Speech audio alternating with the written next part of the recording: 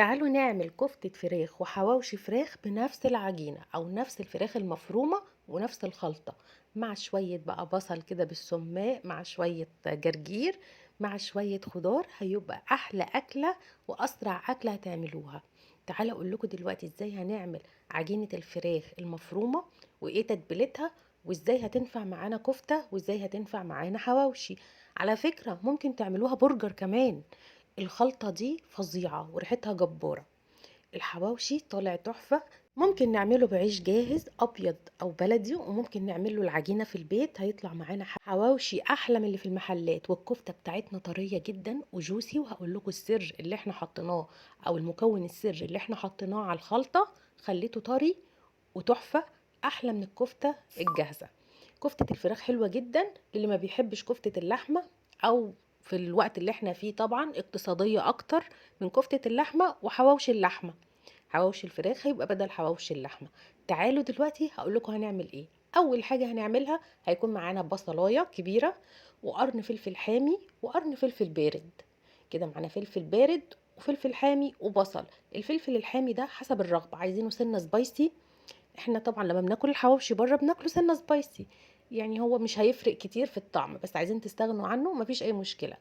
بس ما نصحكوش، هيبقى احلى بكتير. هنفرمه كويس جدا، مش هننزل منه ميه ولا هنعصره ولا اي حاجه.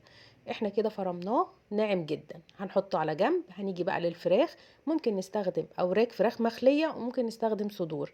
انا مستخدمه صدور. هنستخدم الاوراق هيبقى طبعا احسن وكل حاجه، بس انا ما بحبش الاوراق، بحب الصدور. بدل الاوراق هعوض الصدور دي بحاجه هقول لكم عليها دلوقتي. هي طبعا الوراك بتبقى سنه دسمة، يعني هي ما بتحتاجش بقى اللي انا هحطه. فدلوقتي هنقطع الفراخ مكعبات صغيرة جدا علشان تتفرم معانا بسهولة في الكبة. كده خلصنا الكمية كلها. هنيجي دلوقتي في الكبة اللي احنا فرمنا فيها البصل والفلفل. مش هنغسلها طبعا لان كده كده احنا هنحط عليها الخلطة دي. هنفرمه ناعم جدا، ونطلع الخليط ده كله في طبق على جنب، وهنحط عليه. شايفين احنا كده فرمناه ناعم جدا. مش عايزين طبعا قطع كبيرة ولا مكلكعة ولا الكلام ده. إيه، زي ما بقول لكم الاوراق هتبقى احلى بكتير في الخلطة دي، بس انا بحبش الاوراق، بحب الصدور. هننزل بقى الخلطة دي كلها على الخلطة اللي احنا كنا عاملينها، الفلفل والبصل. دلوقتي هقول لكم ايه المكون اللي احنا هنحطه على الخلطة دي هيخليها جوسي وطرية جدا وزي كفتة اللحمة بالظبط. معلقتين زبدة كبار. المعلقتين الزبدة دول بيعوضوا الدسم والدهون اللي بتبقى في اللحمة او في اوراق الفراخ. هيدوها طعم حلو جدا وريحة حلوة جدا، وهتتحمر تحميرة تحفة لما الزبدة تنزل منها. البهارات معلقتين كبار بابريكا مدخنة، معلقة بصل بودر، معلقة توم بودر، معلقة ملح، معلقة فلفل اسود. وهي دي بس البهارات اللي احنا هنحطها. هتدي ريحة تحفة، بس نكتر شوية في البصل البودر، يعني بدل معلقة ممكن نحط معلقتين. التوم البودر معلقة، فلفل اسود حسب الرغبة، الملح حسب الرغبة. هنعجن كويس جدا لغاية ما الأنسجة كلها تدخل في بعضها، والبصل والفلفل وكل حاجة تمتزج ببعض. هنجيب صينية بقى وهندهنها بالزيت، وهنحط ورقة زبدة. ممكن نحط في صينية تيفال، ممكن نحط في الصينية من غير الزبدة، ورقة الزبدة مفيش أي مشكلة. هنرش برضو ورقة الزبدة تاني. وبعد كده طبق الزيت ده هنستخدمه لما نيجي نصبع الكفتة. هنبل ايدينا في الزيت ونصبع الكفتة علشان ما تلزقش في ايدينا، هي العجينة دي بتبقى طرية شوية علشان الزبدة اللي احنا حاطينها فيها.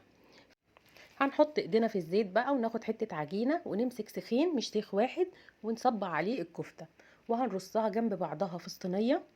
هي ما بتلزقش ولا حاجة، يعني لو عايزين نستغنى عن ورقة الزبدة مفيش اي مشكلة، بس كده افضل طبعا وصحي اكتر. هنصبع كل الكمية ونحطها جنب بعضها، ونكون مسخنين الفرن قبلها على درجة حرارة 200. وبعد كده اول ما نخلصها ندخلها على طول على الفرن. هتاخد تحميرة حلوة جدا من تحت. حاسين ان هي استوت وعايزة تتحمر شوية من على الوش، هنشغل الشواية عليها 5 دقايق. كده احنا مشغلين وحطينها على الشبكة اللي في النص، ونسيبها تستوي حوالي ربع ساعة او تلت ساعة. نفس العجينة هنستخدمها في الحواوشي. طبعا الحواوشي معروف بصل وفلفل، احنا حاطين بصل وفلفل، والبهارات بتاعتها تنفع للحواوشي جدا. هنحط بقى في رغيف العيش زي ما احنا شايفين كده، وهنفرد كويس جدا، وبايدينا كده نحاول نوزع العجينة بالتساوي في رغيف العيش. ممكن نعمل عجينة برضو في البيت هتبقى تحفة، عجينة الحواوشي.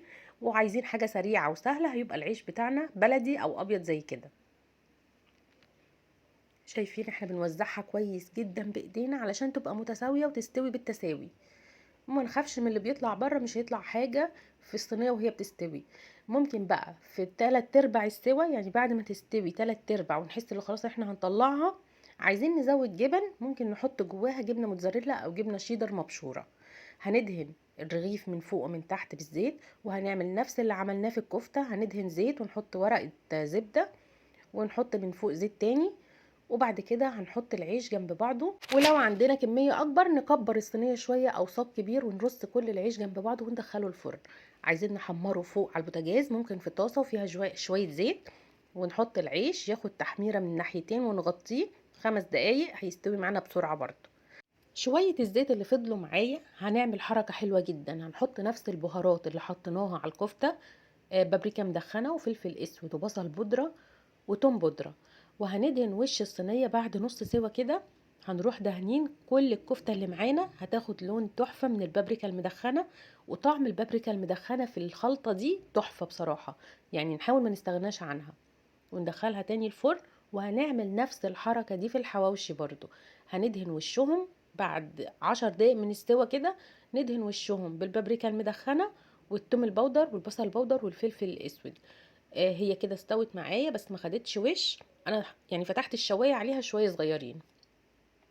هنرص بقى في طبق التقديم بتاعنا، نكون مجهزين الخضار اللي احنا هنقدمه معاها، ولو اتاكلت بعيش لوحدها كده من غير رز ولا مكرونه تحفه بصراحه.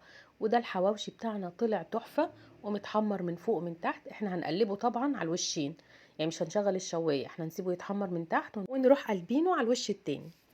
شايفين مستوية وناشفة ومقرمشة وتحفة وطرية جدا من جوه وطعم رهيب.